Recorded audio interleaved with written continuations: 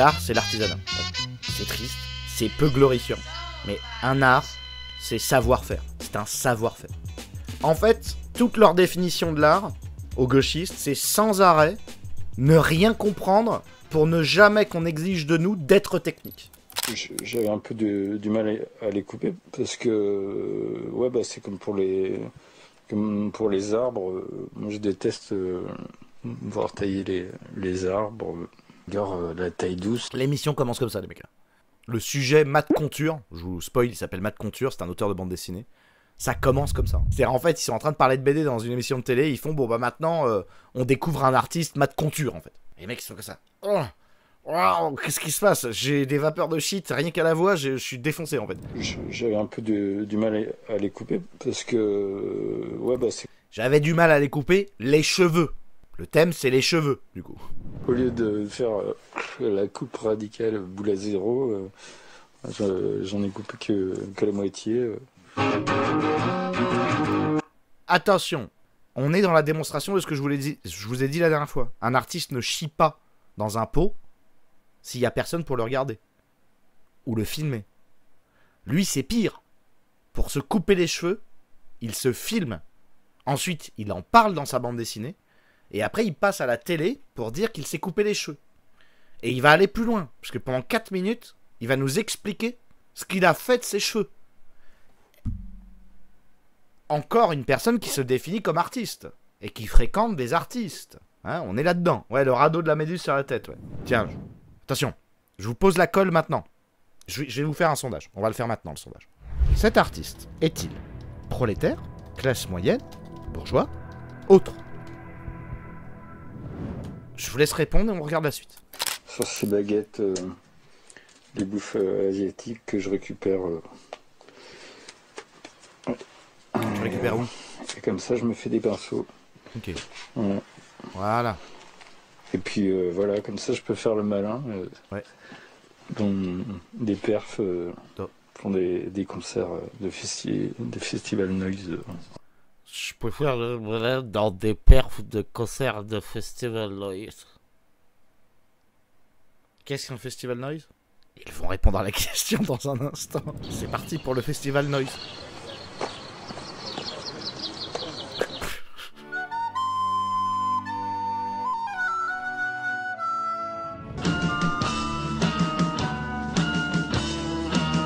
Bienvenue dans le Festival Noise.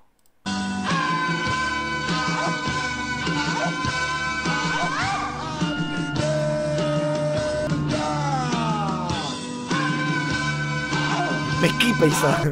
Vous aurez la réponse après. Regardez ce qu'il a dans la main. Regardez. Manifeste des chômeurs heureux. Oh, mais qui paye ça? Je paye 30% d'impôt pour ça. Oui, évidemment.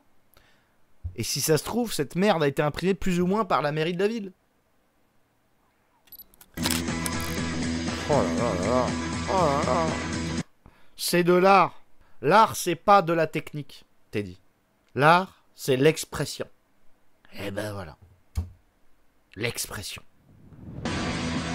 Et là, on retourne sur ces bandes dessinées. Oh là là là là. Même sur ces BD, il paraît que c'est dread. Quand tu touches, ça se trouve, même malgré l'imprimante et le scanner, t'as encore des puces sur chacune des bandes dessinées. C'est pour ça que j'ai jamais voulu acheter une de ces BD. Ça se trouve, c'est en... T'as des poux sur les BD. Oh là là là là. Oh. Improvision. Au secours. Tout ce que je déteste. Tout. La noirceur, la dépression. Mais ça, on va voir. On va découvrir l'artiste maintenant qui se cache derrière ces... On va découvrir l'homme qui est derrière tout ça. Alors, que fait Matt Conture? Matt Conture, il fait ça. Sclérose en plaques, aux éditions de l'association. Parce que l'association, maintenant, c'est à moitié mort. Justement, à cause de ce genre de truc. Donc, sclérose en plaques. L'histoire de sa maladie, du coup. Sinon, il fait... Voyage en pareidolie. Donc, ça veut dire, en fait, il est défoncé. En gros, c'est mon bad trip.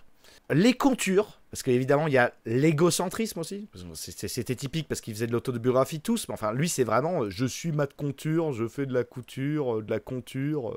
Lol, c'est moi. Crocodile Comics 3, où il raconte sa dépression.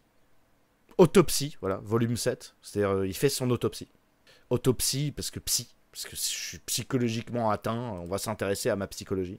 Et bon, bah, vous avez compris un peu la dynamique, hein. Crocodile Remix 3, 4, 2, moi, mes cheveux, moi en double, moi en triple, moi en quadruple, etc. C'est illisible, les mecs. Regardez-moi ça, sérieusement. C'est que ça, sur toutes les BD. La transe par la danse, souvent amplifiée par la consommation de substances psychotropes, tu m'étonnes, drogue et alcool, semble constituer chez nous, comme dans les sociétés primitives, un rite essentiel. Ça fait 2 fois essentiel par contre. Pour la plupart, tout est essentiel en fait. Pour la plupart athées, nous trouvons là, dans l'extase, une véritable transcendance spirituelle. Non, c'est du shit. Envoûtée par la musique, nous nous échappons de la trop pesante réalité quotidienne, empreinte de morosité, et accordons à un jubilatoire état de vie sauvagement animal, sensuel, autant qu'à la libération et l'exaltation de nos esprits humains. Paix et amour universel sur terre, frère. Que la musique soit avec vous. Alors si vous vous posiez la question, certains d'entre vous ont peut-être déjà vu des dreadeuses et des teufeuses lire des bandes dessinées, elles lisent ça. Et pourquoi il y a des gauchistes, il y a plus de gauchistes dans le milieu de la BD qu'avant, c'est à cause notamment de ce genre de trucs. Mais c'est pas grave, il en faut pour tout le monde. Au café ou avec des amis, il va continuer à travailler son comics alors qu'il est en train de vivre. Il n'y a pas de séparation entre l'espace de travail et l'espace de vie. Le travail et la vie ne font plus qu'un. Et donc du coup, la bande dessinée en effet devient intime, mais tout aussi bien, l'intimité devient art. Et devient poésie. C'est intéressant. Bon, il le dit de manière empoulée, mais l'intimité devient art. C'est-à-dire qu'en fait, tout ce qu'il fait dans sa vie, c'est pour avoir quelque chose à raconter. Et ben moi, c'est ce que je déteste.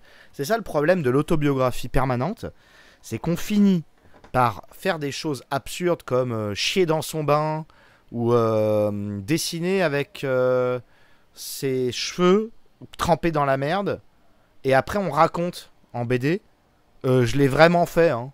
J'ai fait ça, parce qu'en fait on n'a plus rien à dire. Quand tu t'es raconté 8, 10, 15 fois et que tu passes ton temps à te raconter, t'as plus rien à dire. Hier j'ai fait caca, avant-hier j'ai fait caca, ce matin, demain je vais faire caca. Après il faut que tu te projettes, tu vois.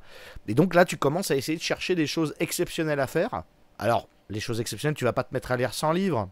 Tu vas pas te mettre à te raser la tête. Tu vas pas te mettre à te nettoyer ou à faire du sport. Non, faudrait pas que ça soit trop compliqué. Mais je vais commencer à chier dans un bac, quoi. Il est temps de passer à la révélation finale. Allez, l'origine sociale de l'origine story. Cet artiste est-il bourgeois? Vous avez répondu à 60%, classe moyenne 21%, autre 11% et prolétaire 5%. Matt Conture est en réalité, il n'est ni bourgeois, ni prolétaire, ni classe moyenne. C'est un noble avec comme écusson la fourche. Ils ont un écusson. Et cet écusson, je trouve, le représente à merveille. Une énorme tige avec énormément de cheveux par-dessus. J'ai déjà découvert son problème psychanalytique. Matt Conture, appelle-moi, je vais te faire ta psychanalyse et tu vas pouvoir sortir de ce bourbier. Parce que là, il a 55 ans et il a encore ses putains de cheveux. Le dessin est vraiment altéré physiquement, plastiquement par la maladie, quoi. Il représente pas la maladie, c'est la maladie qui contamine le dessin. Intéressant. Ça a pas l'air...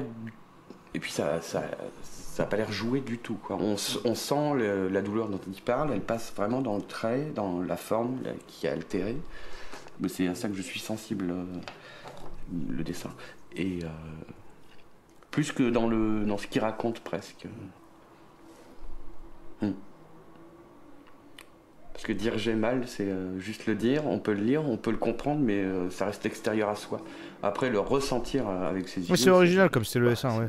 Ouais, il est talentueux, Antoine. Ah, mais on est tous d'accord, hein. Je répète, pour ceux qui arrivent ou quoi, c'est la caricature de ce qu'est un homme à dread. Par contre, il a un vrai savoir-faire. C'est pas personne, le gars. C'est un vrai sujet, ce type-là. Et a priori, ça serait même, d'après Paco Mtielman, l'initiateur de l'autobiographie dans la bande dessinée, qui a quand même été révolutionnaire. Parce que ça a donné Persépolis.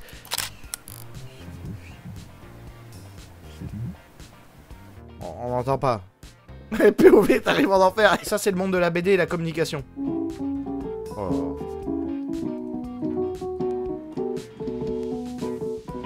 Oh là là là là là là. Putain, mais ce monde de la BD, quoi. Putain. Quand j'étais dans la... à Angoulême, ils avaient des slips sur la tête. J'étais plein de muscles, j'étais hyper nerveux comme ça. J'ai essayé de me contrôler pour essayer de rencontrer les gens et tout. Salut Matt, ici François Clout. Tu as vu, moi aussi, j'ai des clips sur ma chaîne.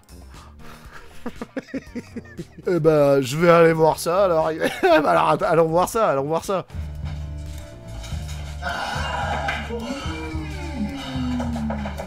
Putain, il y a des mouches dans l'eau et tout. Bruti, va. Ils n'ont même pas de respect pour la nature au final. Oh là, mais vas-y, va niquer ta mère, toi.